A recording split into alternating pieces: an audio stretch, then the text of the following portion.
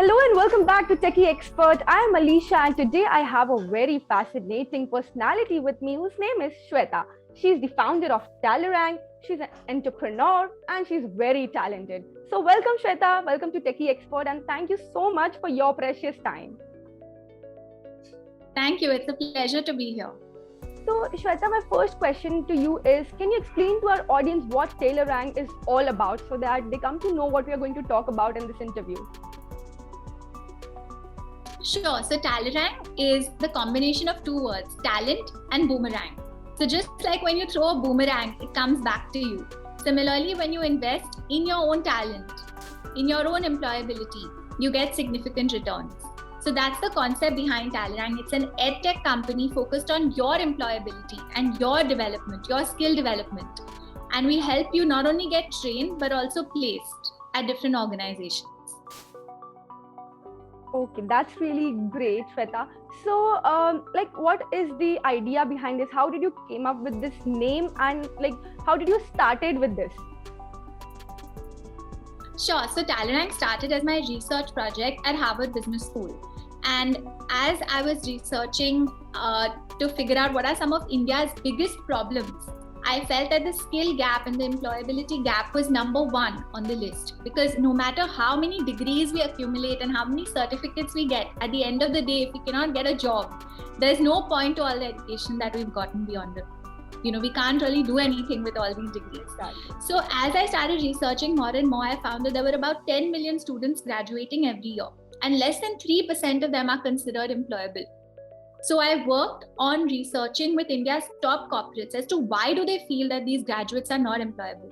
And we came up with a proprietary curriculum, which is entirely experiential, uses technology, and reaches not just the metros, but different parts of India using digital tools like our app, which could actually help people prepare for the careers of the future and then directly connect with companies to get hired. Okay, that's really great. So, what do you think? How do your company differentiate itself from other edtech companies? So there's two main differences. One is Talarang is not focused only on valuation, but also on value. So we really believe that having an impact is important and that every student needs to be, at the end of our training, ready for a job.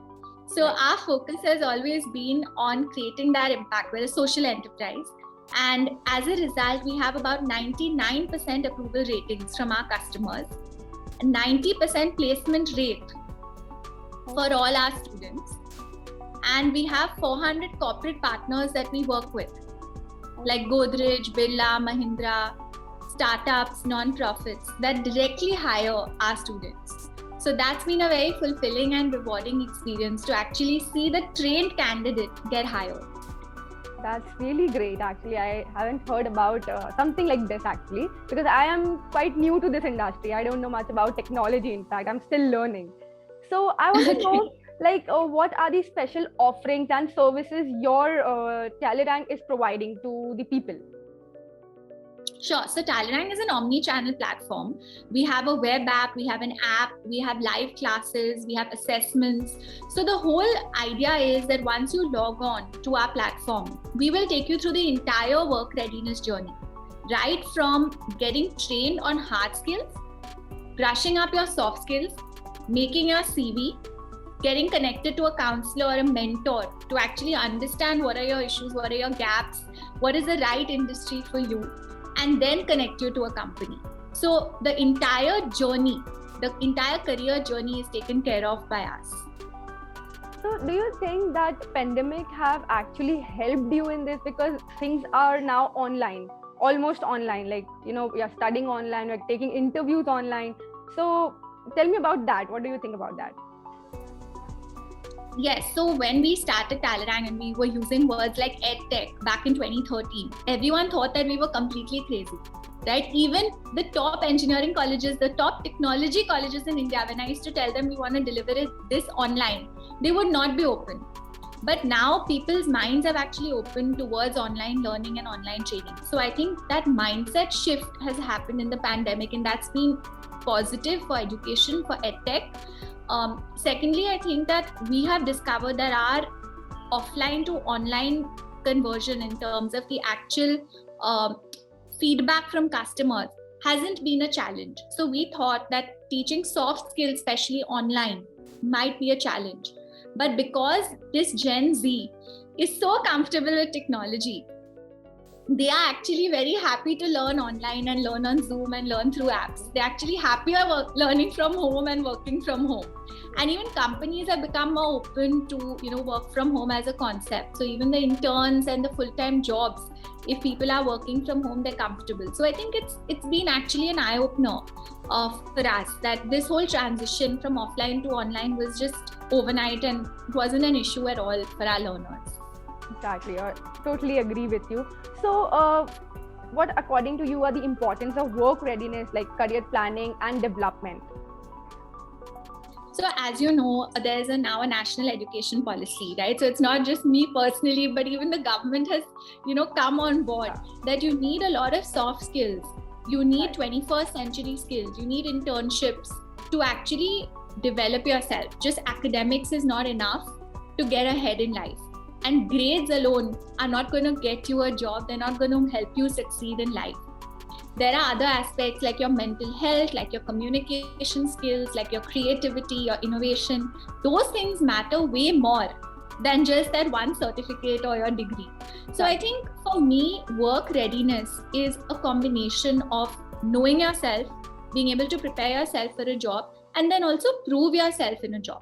You could get into IIM, but at the end of the day, after getting out of IIM, what did you do? Right? That's the proof of the pudding. And that's where we really come in. It's not just about the first 15 or 18 years of your life, but you have to live that career till you're 80. So how are you going to live that life? And those softer aspects and those softer skills make a huge difference in your career. So according to me, it's really important. And all the academic edtech players, like we have many unicorns, decadons today that are mostly academically focused. They teach things like physics, maths, all of that. I feel they need to be supplemented with the softer skills and the non-academic and extracurriculars. And that's the only way that we will build a future generation of young leaders in our country, which will actually help India reach that list of developed countries. If we just become academic technicians and, focused only on our books, as a country, we will not be able to progress. Exactly. I totally agree with you. So, what do you think about how edtech startups are contributing to the Indian job landscape? So I think edtech startups are doing a great job. They're growing exponentially. We are all hiring. We are looking for 100 sales and marketing people in the next 2 weeks. So I think all of us are just on a spree to, grab up talent. There's a lot of poaching happening in this industry, which I don't think is great. But yes, in terms of hiring and growth, I think there's a lot of positive stuff out there, and we're creating employment. I think what we need to focus on is the culture in these companies, because one thing is growing. When you grow really fast, it becomes sometimes difficult to control the culture in the organization, and the vision and the mission of the founder somewhere gets diluted. So what I'm really focusing on at Talorang is building a mission-driven company where each employee feels valued, and whether you're an intern, you're a sales executive, or you're a campus ambassador, you're part of the Talorang family, and that's very important to me personally. So, do you think that tech industry is quite male-dominating society? Because I haven't seen much women coming out of this tech industry. So, what do you think about it?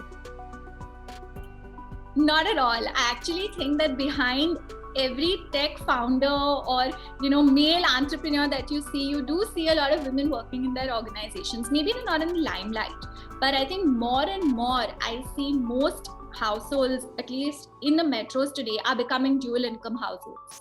And the voice of the woman, if you look at even companies like a Microsoft or a Google today, there are tons of women working in these companies. So I think that is changing slowly in our country. When I graduated at Harvard, our class had a lot of women, and many of those women today are driving strategy at Google and Facebook at a global level. So I think that we need to, of course, understand that there is a diversity issue at the top. And when I joined McKinsey back in the day, I couldn't see any women who were actually partners or directors. There were very few. But now things are changing, and I think we need to, women need to help each other. But at the same time, we need to also just keep believing in ourselves. right? I mean, I never think of myself as second to men. In fact, I think that women have a lot to bring to the table, and I never feel inferior. I never feel like there's any kind of discrimination, because that doesn't even cross my mind. When I enter a room, I'm like, I'm in charge. I'm going to call the shots. So I'm not waiting for someone to, give me permission to speak my mind. So I think we as women need to take charge of our own careers. We can't wait for someone to dole out a seat for us. We need to fight and get those seats for ourselves. Exactly. I totally agree with you, and you're quite inspiring. I'm saying this, you're very inspiring. So, what do you think? What are your future plans with your company? What are you thinking to take in 5 years? Like, what are your plans? So let me start with this month or the next month.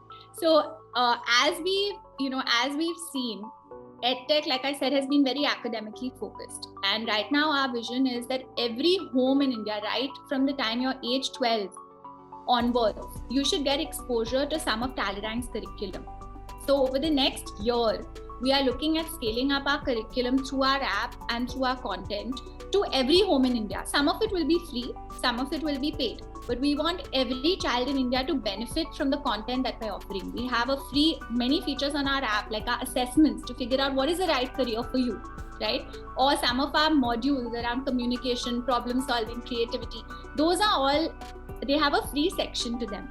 Even if you're trying to figure out whether you want to do finance, marketing, you can actually get that content. We have quizzes, we have tests, we have access to internships, which are available freemium on our platform. So my current priority is to just get every child who is in middle school or high school or in college in India to start benefiting from what we built over the last 7 years. In the next 2 to 3 years, we are looking at actually becoming pan-India, but even beyond India. So we actually believe that our product should be able to reach students in other regions, like in Africa or a Middle East. So we have plans to actually expand once we've looked at the India market, to expand abroad, because work readiness is not just an India issue. This problem that we're solving is a global issue. And we have about 100 million graduates, people entering the workforce every single year. Exactly. And companies across the world are hiring. So that's really the vision. Okay, that's amazing. So my last question to you, what advice would you like to give to our younger generation who are just entering to this industry? So the first thing is, keep trying to improve yourself day in and day out. Always look at yourself and surround yourself with mentors who can give you guidance and give you suggestions. So one of the things that we really benefited from at Talentang was the gray hair on our advisory panel. And they have been the driving force behind making sure that we have this broad vision. So always surround yourself with people who give you tips, mentor you, and help you to become a better version of yourself every single day. Your only competition is yourself. So don't worry about the people around you. Your only competition is yourself. Keep improving yourself every single day. Thank you for this amazing advice, and few words for our techie expert. You guys are doing a great job. And I think keep profiling young entrepreneurs. I think my biggest thing is, those who are on the wrong side of 30 or the wrong side of 40, sometimes people don't take us seriously because they're like, how much would you know? So I think we need to showcase stories of young entrepreneurs, maybe women, maybe men, who have been able to create a niche for themselves. Exactly. So thank you, Shweta, for your amazing time. It was really amazing talking to you. And audience, don't forget to like, share and subscribe to our YouTube channel. And yeah, that's it. Thank you. Thank you.